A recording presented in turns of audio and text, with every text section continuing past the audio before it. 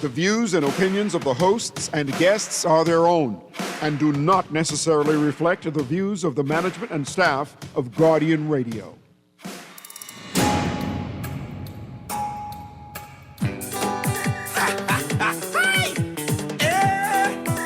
Boy, this bush music sweet, eh? Yeah. Right here. Let's go.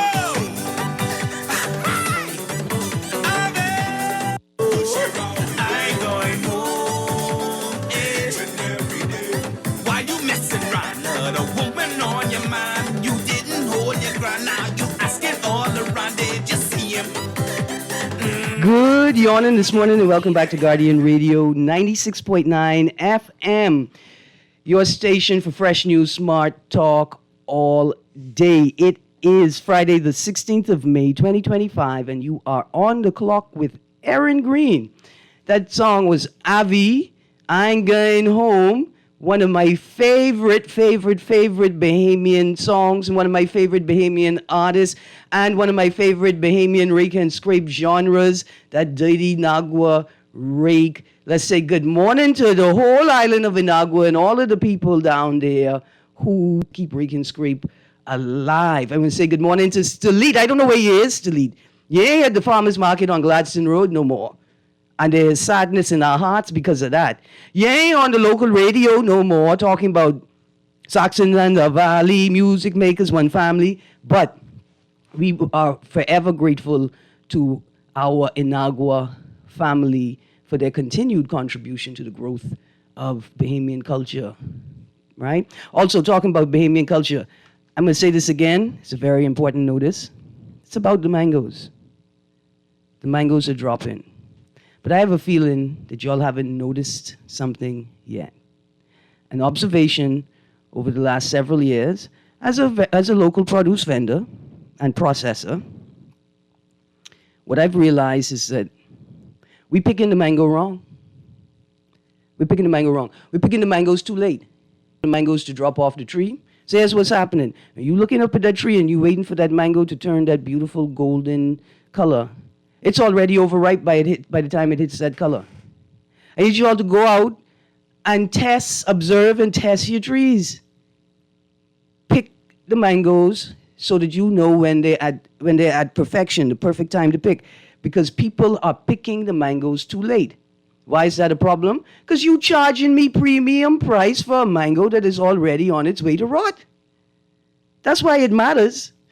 I mean, the part about documenting our agricultural patterns so that we can always have knowledge to grow food, to understand why we're not able to grow food, like all of that stuff, put that aside. You overcharging me for mangoes. I went on a little mango expedition yesterday. Some mangoes had already been collected by somebody on the property. I say thank you very much for that. But I was able to pick mangoes straight off the tree. And the person with me, little green is a little green. All of those little green, not quite ripe looking mangoes, they were all ripe. And some of them were on the threshold of going to overripe. So two things, for the love of God, if you got mango trees, like you got hairy mango trees and you don't like them, still gather them up, still pick them. There are people who will pay you for them if they're in a nice state. Right? They got value. Value to you, value to other people. Plus, all the talks of tariffs, prices rising, uncertainty in the market, not just about cost, but also about availability of products that we're used to having close to hand. We've got mangoes. That means you got syrup for your pancakes and your desserts. You got jam for your bread and your pastries, right? You got concentrate for your drinks, for your frozen desserts and frozen drinks. You got a base for your pepper sauce. And it's healthier. And this woman say it's healthier. Absolutely, it's sustainable. You know, so you have like it's we always encourage people to, buy local, support local farmers, local fishermen. These are this is the food that we are used to, our bodies are accustomed to. We are, for generations, we've been eating this food and picking these fruits off the trees. For some strange reason this year, though, through my observation, are there more mangoes? It looks like way more mangoes than Than it's last been year? in a In minute. several years. So, In a minute, okay. yeah, it So- looks like that to me. I don't know if I'm just paying attention a little bit more, but it looks like a whole lot more. I've seen trees like to the ground, So you here's- know, with mangoes. Here's what the difference is. Amazing. This year from last year and the years prior, we've seen a shift in weather patterns. Let me just pause there. I see a text just came in, and the text said, Erin, your guest yourself, but that sounds like somebody they know. They call your name. Oh yeah. And so now I can say to my guest, good morning. Good morning. Please introduce yourself. My name is Crystal Darling Sargent. I am the communications officer at the Bahamas Reef Environment Educational Foundation. Oh, sorry. Did I say that right? Yeah. The Bahamas Reef Environment Educational Foundation Brief. Right. That's what I was saying. And you're also, And I also do many other things. she's a co-host on Saturday mornings, The Eye Opener with Dawn Sargent. And you are also as the communications officer for Brief, you are spearheading the new Brief podcast. Yes. So Our Blue Bahamas comes on Guardian Radio at 2 p.m. It's a great educational show, especially for students. That's our target audience. Make sure you tune in with your kids listening, or just tune in general, because there's a lot of good information there. And this season, we just started season 2. Tune in, listen up, learn a lot, because there's a lot to learn about the Bahamian environment. And I've been stressing this year, especially with our students and going into schools. I've been saying yesterday we actually did an assessment, a green flag assessment. The green flag is the highest environmental award that a school can get, and that's UN recognized, right? And Aquinas got their first green flag yesterday, so we're happy to celebrate that. A shout out to Aquinas, because their eco school is carrying on, and we've had several eco schools across the Bahamas. I'll save this for another episode, Erin. Yeah, no. Several eco schools across the Bahamas celebrating that. So I just wanted to throw that in there. We're gonna get back to that. And they're growing things. So to go back into the mangoes, right? These students, they are growing so many things. So the Eco in Club their is not just school. marine related. It talks about healthy living, healthy lifestyle. So that's track and field, that's eating, that's culinary, healthy foods, that's drinking more water, that's sustainable. Even the students in engineering, like, you know, solar panels and learning about renewable energy and technology. Then obviously the traditional biology and everything else.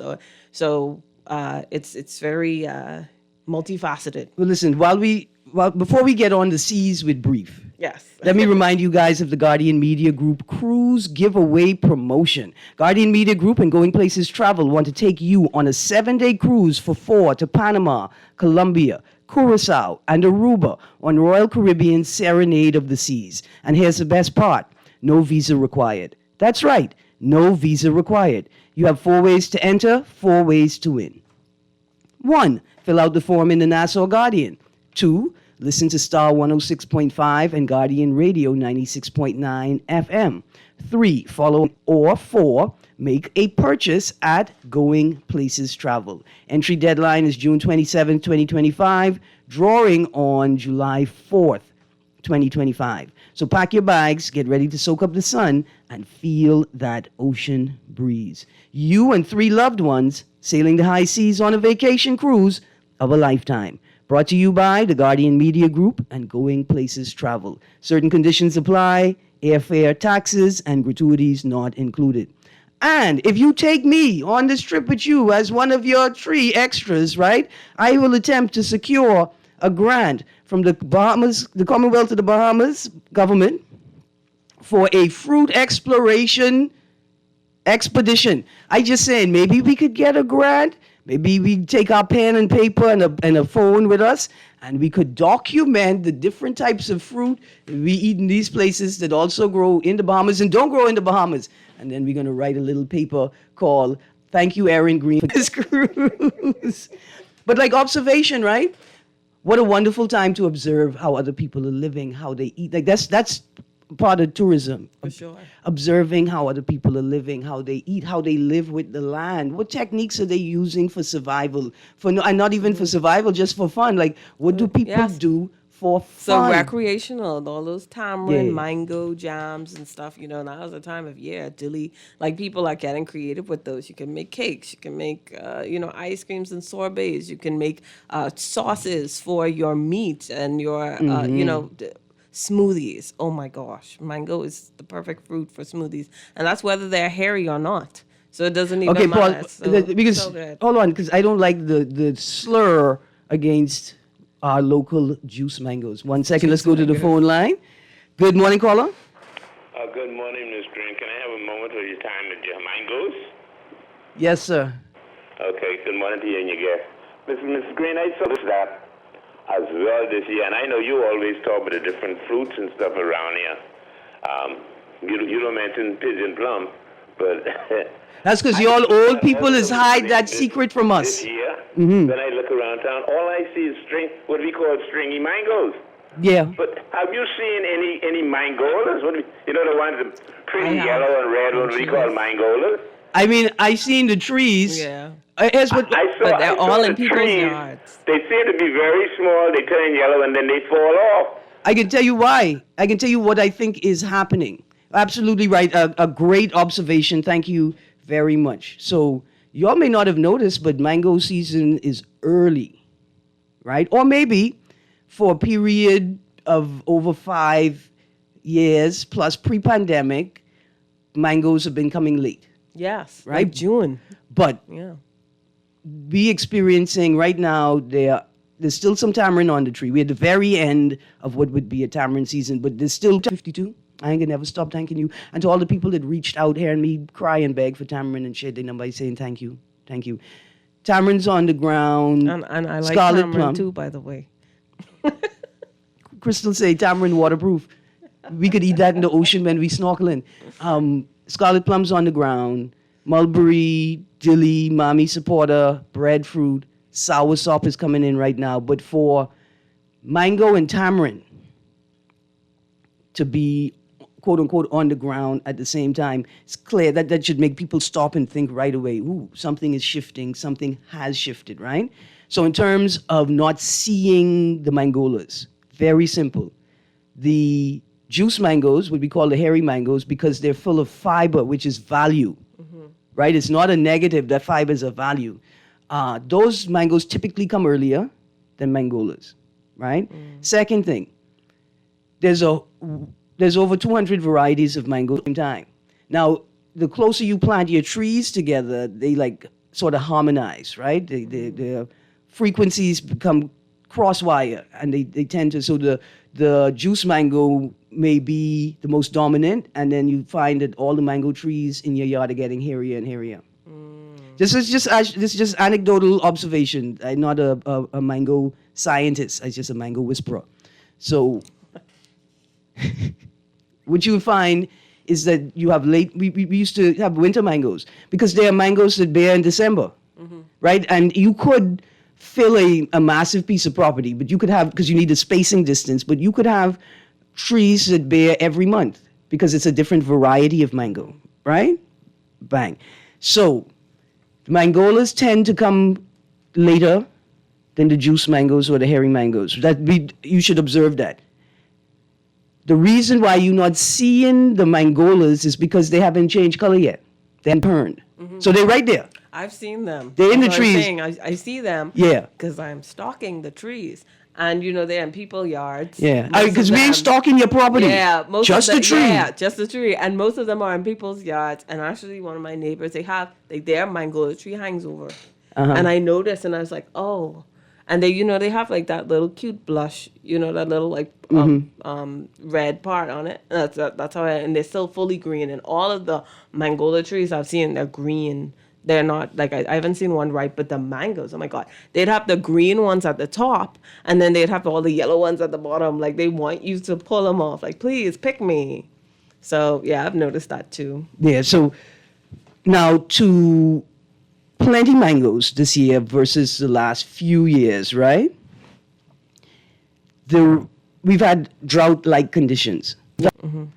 and we haven't had as much wind. Like we had a small period of wind compared to last year around mango blossoming time, and when blossoms are just turning into fruit, right? So a lack of rain can mean a lack of sap to hold the blossom and hold the fruit to the tree.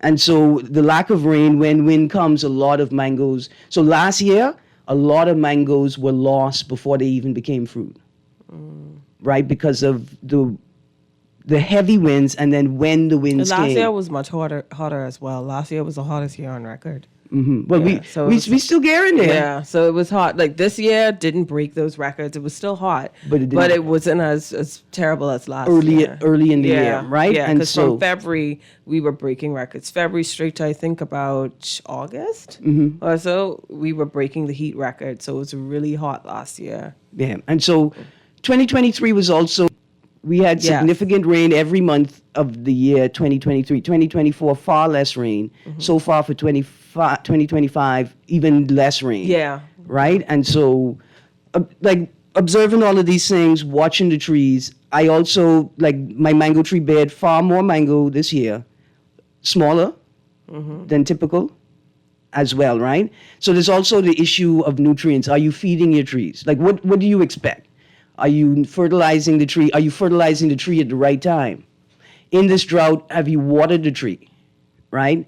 Now, this is important culturally because we like subsistence people. And for many decades now, like where I grew up, there's juju trees. There were juju trees everywhere before there was this massive increase in development in the area. To the point where I realized that whole area used to be orchards. Used to be definitely dilly, I think mango, definitely juju. Juju trees, to the point where when you walk in through some of the side corners, you hear this buzzing, and it's not bees, it's flies sitting on the juju tree, Oh wow. right? And so for a long time, we've had access to fruit that we didn't plant, to trees that we didn't plant. We don't know how they got there, and nobody's actually cultivating them, right? True. And so, like with mangoes, what you find is that when you start cultivating your mango tree and watering it regularly, then come time to harvest, your mango's watery, right? Because the fruit that we've been eating has been coming from uncultivated, in the right condition, right location for the tree and what it's doing. And we just have no idea how, what's happening. So this year, please, test your mango tree every day. When you start seeing a blush, like with the juice mangoes, the hairy mangoes, when you see a blush of yellow, when you see the mango start to turn, That's the time. that's the time to pick Okay. it and test it. And that'll give you a great sense of whether you could pick a couple of days earlier or if you could pick a couple of days later, right? And then here's the next thing. We have lost something. What tree ripened fruit tastes like. What do you mean? You eat tree ripened scarlet plum, or you eat green half ripe scarlet plum. What's your preference? Half ripe scarlet plum or tree ripened scarlet plum? All fruits. I don't like overripe fruits at all. So Okay, pause. You see, cultural. You don't like overripe fruit. You don't like them soft, right? No. Is it overripe or is it ripe? And right? Because I think what we're doing is we adjusting the wrong side of the scale. The fruit isn't overripe. You just don't like it soft, Yeah. right? Because I've encountered young people who could tell me that the green and scarlet, the mix, the half and half Yeah. scarlet plum is the ripe scarlet plum. And it tastes better too. No, it doesn't. See, I knew it was coming. I knew it was. If it has just like a little touch of green, it doesn't have to be like, but it still has to be like when you hold it, it still has to be a little firm, not like bursting while you're trying to pick it. To pick it with your mouth. That's I'm not not cool. being rude. I'm not being rude. Ow. Producer, let's go to Let's go to the phone line. What do you mean how? Okay, so 12 years ago, I can go to the call and I can tell you a story about a young lady who swore to me that the lemonade I was selling her was not like real mango. Good morning, caller. Hello, good morning, Miss Greene. Good morning to Crystal. Good Morning. Crystal, you're very clear. I know the difference distinctively between you and a Leo. Okay. All right. Listen, great show, Miss Greene. To be honest with you, I got a secret stash out Mount Pleasant, all right? Mm-hmm. And so I thank you for giving me the parameters and which to pick them because I have another tree, which is my friend close by where your homestead is up there. Mm-hmm. And it's for some reason it stays determined all year round. But Sparky made a very interesting observation. Mm-hmm. So a couple of weeks I'd called and made a joke when I said Erin mango green. But, the peach mango tree didn't bear this year at all, right? Okay. It shoots new shoots. I'm going to finish trying to prune it properly. But there's a mangola tree that's in one. So if you pass, it really look like one tree, but it's actually three trees. There's a hairy mango, mm-hmm. and then there's the peach mango, and then there's the mangola tree, and they all it looks like one tree, but it's actually three different trees. Mm-hmm. So with the mangola tree, which is a very unusual mangola tree. I remember my brother got it from someone in Laifiki. But it's the fruits are green, and then they have a yellow line, like stripe, like a little yellow portion come through them. I've never seen any mangoes, but they taste different. It got more like a lemony, stingy, sugary type taste. Oh my goodness! I love to let you. What did it shape like? What did it shape like? They shape like the normal mangolas, but they round. They kind of oval, and they have like almost like how the I hate to say this, almost like how the scrotum is built, like a line run through them. Like I feel you. Yeah. And so my little cousin, she came here, and because the tree is only about 11 feet tall, some of the fruits are low. She picked one and it was green. But you said something very interesting, and I look at them, and then I decided when I can pick them and they can ripe and taste good. But if you pick them too early, then they taste watery. But Sparky made an observation in that with the hairy mango tree, mm-hmm. the one that's separated from all of these, I noticed they bear a lot, but they're not holding the mangoes, Erin. Mm-hmm. And the mangoes they're falling off. Yes. Then they're unripe, and then when you let them ripe, they don't taste as sweet.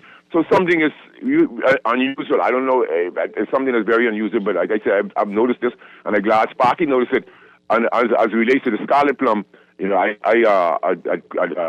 cloned one of those, but unfortunately I didn't get it to catch. Just after before we sold Old Man also, because that's where I actually would have done a lot of observation. Because my mother was a horticulturist, and this is really interesting because food is really the starve of life. Mm-hmm. So I really see if I could. If people don't pass and pick them, right, Erin? Yeah. But I'd love to let you taste one of these mangoes. This is not a normal mango. It's a different taste altogether in your mouth. And maybe when I bring you to another stash of tamarind, you could keep some for Crystal, all right? All right, I can try, because the people loving the tamarind 52. Okay, there's a mango called a lemon meringue. But it's not round like a Hayden. Mm-hmm. It's more like a Valencia, but smaller. So it's not as big as that, like we call the S-shaped one. Mm-hmm. But it's not a round boy. It's more of a flat, I want to say elliptical kind of shape, but it's a lemon meringue. It is perhaps the best mango I ever eaten in my whole life. It's so beautiful. And on top of that, because of, I think, what makes Bahamian mangoes different from a lot of other mangoes coming out of other countries, even in the region, is the limestone. I think, I mean, I've been to Jamaica. I've been up in the hills in Jamaica. Had mangoes. I had a beautiful time falling into Crocosaka mangoes. But still, nothing as multi-noted, like as complex as what I think limestone does to mangoes here. What limestone does to the mango, it does to the papaya in a different way. I don't like papaya. I keep hearing people talk about papaya tasting like mango and sweet like honey. And for me, I think the limestone changes the flavor of the papaya in a different way. Right? But lemon meringue, mango, Bombay. Good morning, Mr. Knowles. Behind Bamboo Shack on Soldier Road, I miss you. And it's my own fault. It's my own fault. I know where you live. I ain't been to see you, but I come in to see you, sir. And I'm going to try to put something in your hand as nice as what I hope you put in my hand. Bombay mangoes growing here, Valencia, lemon meringue, Pericles, Melis say he have a new species, a new type of mango that he developed like a hybrid, I think, in his on his. We gotta go try that. There are all kinds of different types of mangoes growing here. There's a lot of food available to us, right? But it's going to take some work. See, because we are in the frame of mind, you go, it's mango season. You go out, you pick a mango, and you eat, and you good.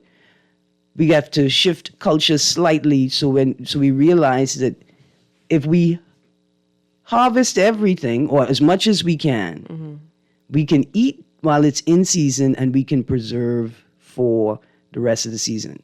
All right, we got to talk a bit about the ocean now. Yeah. Let me read these texts, and then we're going to get into what's happening with Brief. The young people are doing big things again. The young people are doing big things again. Okay, here's the text. Can you ask your guests where the truth...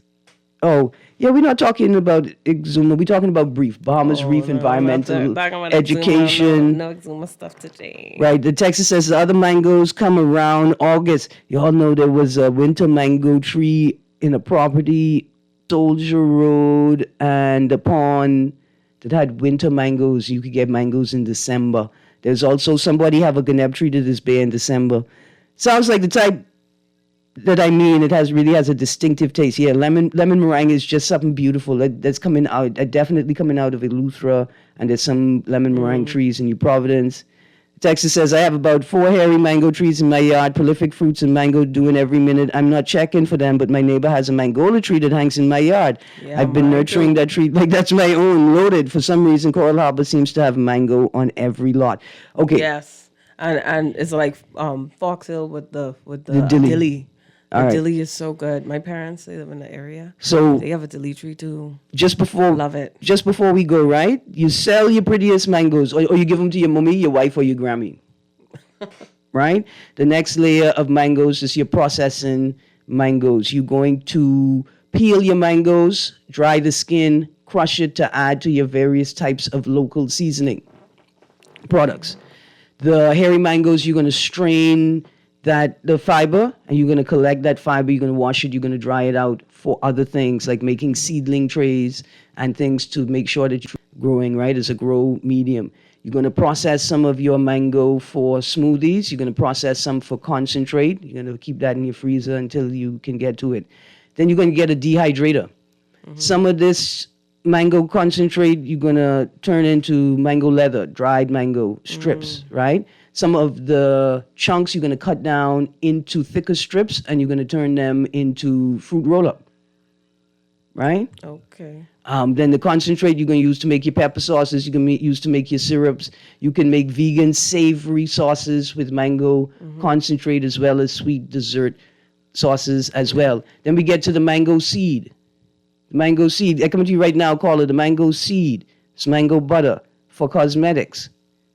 We've decided that we are focusing on extremely high-end tourism and extremely low-end tourism. We should be selling cosmetic products with our aloe, our coconut oil, and our local mango butter. Let's go to the caller quickly. Good morning, caller. Good morning, caller. I seem to have missed you. Okay. We're here today to talk about Brief, because Brief is announcing the winners for the 2025 Young Reporters for the Environment competition. Good morning to Brief, and good morning to all the winners. Unfortunately, they couldn't come here today, and I don't want to disrupt their academic journey. But tell us, who are the winners for the National Young Reporters of the Environment competition for 2025? Okay, so the first place winner for well, let me just bring a little bit more context to the competition. So in this competition, the theme was ecosystem restoration. So we focus on different ecosystems in the Bahamas. And so students are challenged to do either a video, a podcast, a photo with a caption, or a essay. And first place winner was Dejanique Turnquest. She's a UB student.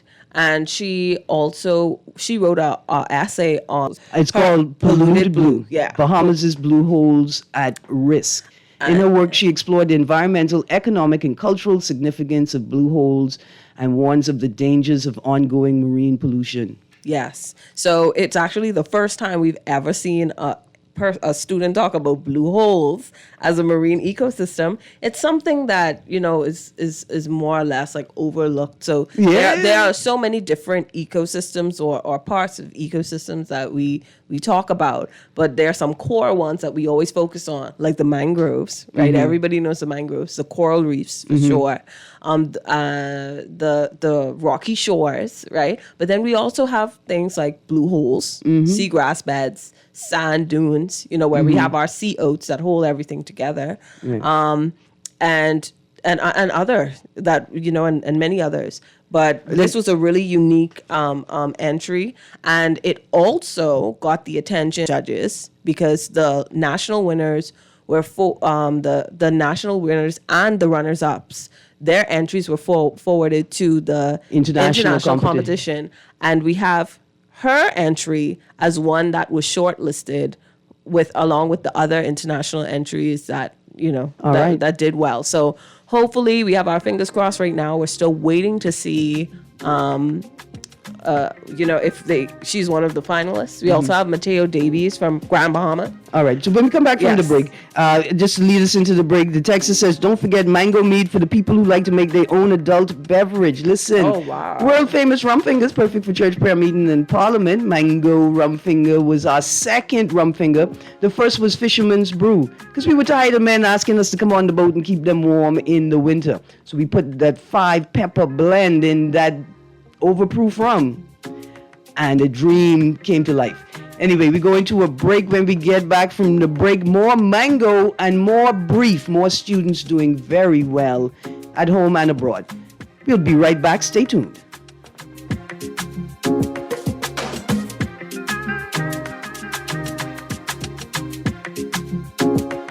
Junior just showed me Bella Boy in his phone. What you mean? He take picture of that good-for-nothing boy? Shh, you don't want Bella here. You say that. You know she always say that's my good child. So what he doing in Junior phone? Oh, he there because the police looking for him. He on their wanted list. Wanted persons in your phone now? Yes, child. And when police want to find anybody quick, after something happen, they can send pictures direct to your phone. Go to Google Play or App Store and search for Crack Crime Bahamas. Then pick install and it will go straight to your phone. There is also a section on missing persons. Yes, girl. Everybody needs to get this app so police can tell us right away when these people go missing. Just like an alert system. Yes, it has numbers for Crime Stoppers Bahamas, so you can call and nobody knows it's you. Call directly to Miami and give the information without giving your name or anything about you. I tried the other day, and when I hear Junior and his boys talking about where they hide those guns, I walk quick round the corner and call that number. Call 328-8477 from Nassau or 242-300-8477 from the Family Islands. Just sign in and have a seat, please.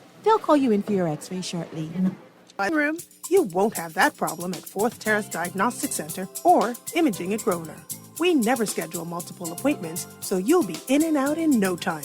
And if your initial screening reveals a concern, our radiologist can conduct an alternative screening right then and there. Call 328-8157 to schedule an appointment at 4th Terrace Diagnostic Center or Imaging at Grosvenor today. Measles is on the rise around the world, and the Bahamas is at risk, which makes us very vulnerable as a nation for the possible outbreak of measles cases. Every Saturday in May from 10 a.m. to 1 p.m., the Ministry of Health and Wellness will host MMR immunization visits in South Beach, Coconut Grove, Fox Hill, and Elizabeth Estates. Clinics in these areas will remain open until 8 p.m. twice per week. Get your child immunized now.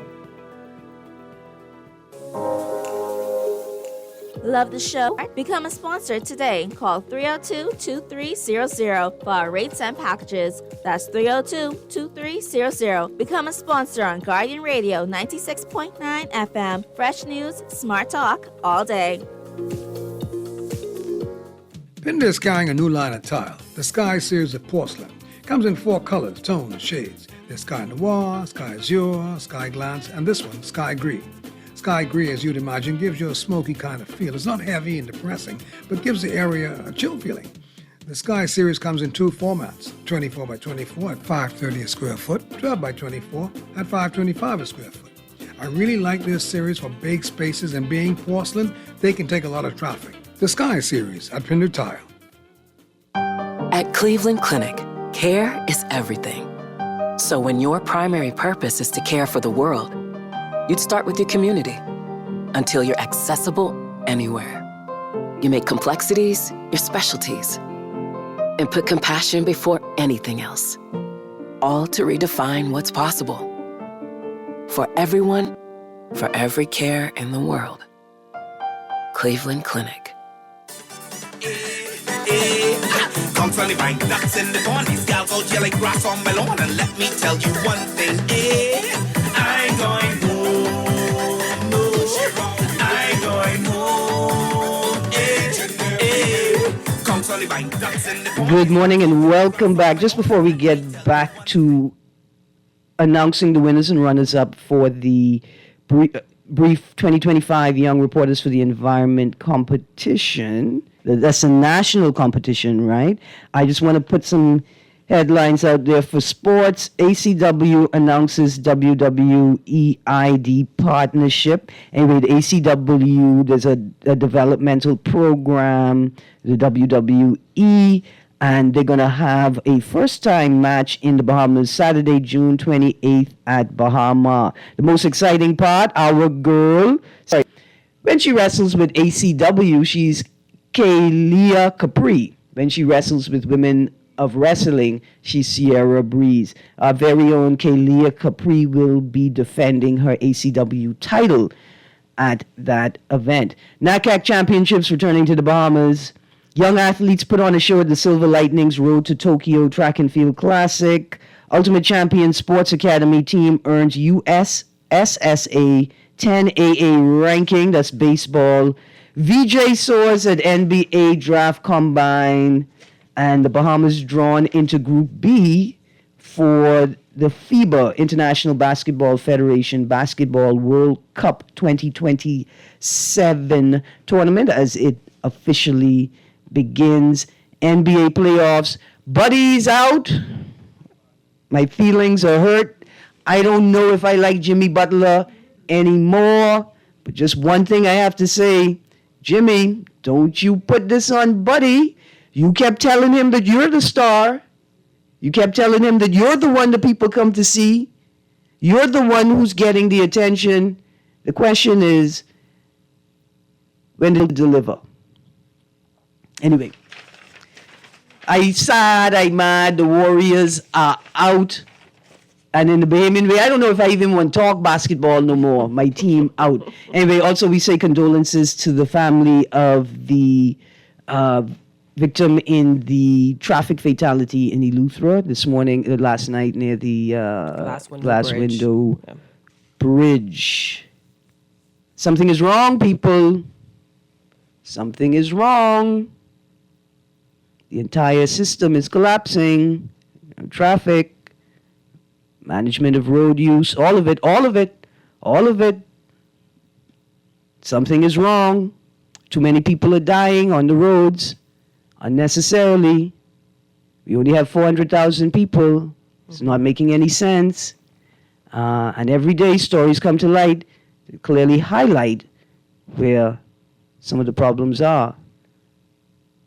Police officer involved in a collision results in a fatality, found driving an uninsured and unlicensed vehicle.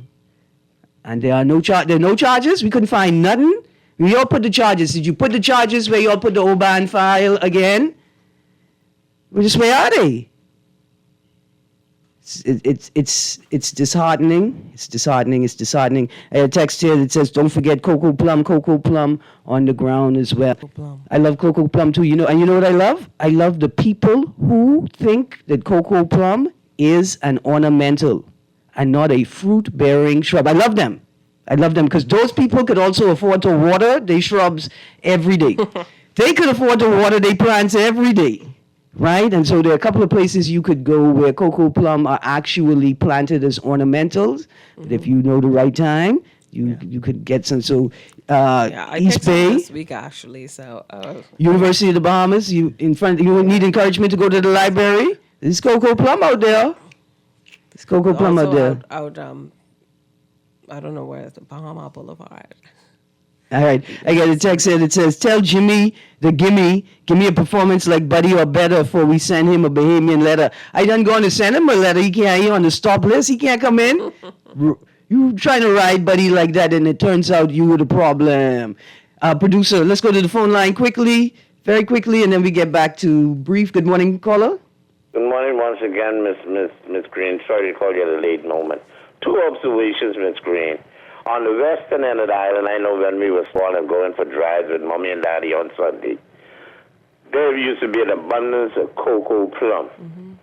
From Lake Kalani, Lake Cunningham, anytime you hit the western area, cocoa plum was in abundance. Now, I know along the road of Lake Cunningham. Still there? Down all of those cocoa plum trees, and then around by the airport where the planes come in and go, cocoa plums used to be all around there. But I don't see no cocoa plums in season anymore. And the second thing, before I go, I remember yesterday you and Mr. Nuri was discussing that Valley Boy issue again. Yes, sir. But you remember I met you in the lobby the other day. You have a document that I put in your hand. Yes, sir. And did you show that to Mr. Nuri, the writings in the back there that was written by Gus Cooper himself? Yes, sir. Is not enough facts? The picture I gave you of my mother and the document written by Gus Cooper himself on the back of that. Yes, but we wasn't talking about that yesterday. No, but what I'm saying is, Mr. Nuri is still asking these other guys all these questions, but don't you have the proof in your hand what is what when it comes to... Hey, we wasn't talking about that though, Sparky. We was talking about something else. Like the conversation we were having does not the conversation that we were having does not question the validity or veracity of the information that you presented. That's all. We weren't talking about the history of the Valley Boys. We're talking about the present and the future of the Valley Boys. Okay, we gotta get back to the young people though. These young people are deserving of attention. So we had Deja, second place in the local competition. Courtney Thomas, age 14, Life at Key International School. Her piece was a podcast. She submitted a podcast with her friends on the harmful effects of climate change on mangroves. London Knowles, age 11, of Hillcrest Academy, secured third place with a long-term reportage video. It was a long-term reportage video. It sounds so fancy and technical, but basically it's similar to YouTube video, and it's about three minutes long. The maximum is 3 minutes. Okay. So hers was about 2 minutes, 30 seconds or something. And she talked about, it's basically her face on the camera. She just used her iPad, sat in front of it. Okay. And she talked about, the issues of marine pollution. Way to go, London. Yeah. Way to go. And she's so young. It's so cute. And we have these out on our Facebook page. So if Absolutely. Prizes include an iPad for first place, iPad mini for second place, underwater camera for third place. The runners-up will receive brief merchandise and ocean-themed gear, with select participants also receiving prizes from the Sports Center and Heatwave, who generously supported this year's YRE competition. In addition, Hillcrest Academy will receive a junior science weather kit for their Eco School Club, having submitted the highest numbers of entries from a single school. This year's runners-up are Victor Cartwright, age 22, UB.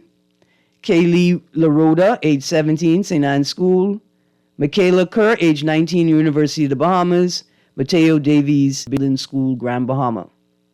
All the winning entries and runner-ups were forwarded to the YRE International competition, and we have 2 shortlisted. Yeah, and 2 shortlisted. First time ever? Yes, first time ever that we got, and we're there's only been one Caribbean country in the Young Reporters for the Environment. Global competition. Yeah, global competition who actually won before. That's Bermuda. Oh, way to go, Bermuda. And so we are trying to get there too. Was it the shorts, Bermuda? Is it because they let y'all wear shorts in the Caribbean without hassling y'all? We actually had a meeting with them a year ago, and we were asking them, we were saying, how could we collaborate, or how could we... Thank you, Bermuda. We were talking to Bermuda. So Bermuda they're great people. We're just glad that we got shortlisted this time, and so we have a chance of actually having a winner of the Young Reporters for the Environment International competition from the Bahamas. So fingers crossed. We are hoping, that all goes well. Next year, I'm going to inspire a student to come to my neighborhood. I live in a pigeon forest, right? And it seems like we have some new additions to the neighborhood who did not have a proper waste to me. Their strategy was to breed cats. And so now we've seen a significant decrease in birds in the area and a significant increase in spiders because the birds not there to eat them up. Yes. Because we've got a lot of trees, right? And so when we talk about ecosystem restoration, right? I want to figure out how to bring back balance because we've all fallen in love with two of the cats. The rest are just menaces. I mean, listen, So cats are invasive. They're urban predators. Exactly, but the problem is, you have to start at the root of the problem, which is, in the majority of the time, pollution, right? So marine pollution.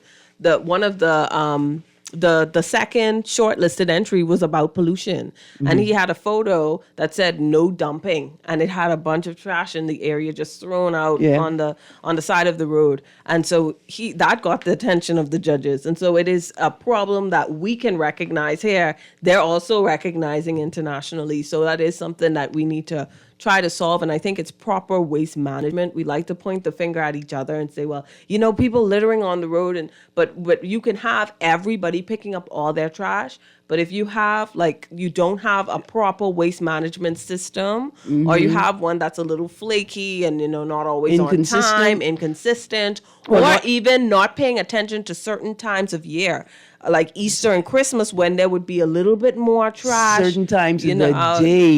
You're talking about the year. A lack of proper infrastructure. We have constantly the bins in the public parks and beaches are not large enough to accommodate the daily traffic, nor are they built for the environment that they're placed in. Yes. You putting bins on the beach with high winds? Come on, man. And then you it need to have ends the up in proper the bin. ocean, and then it contaminates the ocean, contaminates the fish that we eat. So we encourage people that whenever you go to the beach, this is a brief tip, BREEF tip. So when you go to the beach, carry your own bag or container to take your trash with you in case the trash bins on the beach are already full. full. Yeah. Always take extra bags or anything. And if you see trash on the beach all around you, it wouldn't hurt to pick up, a couple pieces of trash that's around. Travel, maybe also keep gloves in the car. Yes. Because you never know when you want to pick up your own trash. Or you need to pick up your own trash because it's yours. I am all out of time, so let me check out this text. Proper waste management also means not putting biohazard materials like diapers and sanitary products in the garbage for garbage men to deal with. No, Texter, that's not what it means. What it means is that they have to be put in the garbage properly. What are we supposed to do with it? Tell me what they're supposed to do with it. It is double bagging. Yes, it's a certain way before you put them in, right? That's what we're talking about. And it's understanding that underprivileged communities. This producer, but look at, and it's like, I just mad I didn't have enough time to read this headline. Ingram Bahamian women lack urgency on citizenship inequality. But I going home. I promise I going home. I ain't gonna cause you to rob me. This is On the Clock with Erin Greene. Thank you, Crystal Darling Sargent, Communications Officer at Brief. Congratulations to all the young people. And you all come out to the Dundas tonight. Doors open, Crystal? Doors open at 7. Doors open at 8. 7:30. Doors open at 7:30. Show starts at 8. Dundas Black Box Open Mic Fundraiser. Chase Fernanda, Joel Pickstock, and Beacon United. Jason Evans is the host. It's gonna be a good time. Poetry, comedy, music. Y'all come out, support the thing, support the vibe. Family, mommy must have known. Oh, mommy told me. This is Guardian Radio 96.9 FM, streaming on GuardianTalkRadio.com and the Guardian Radio app, Nassau, Bahamas.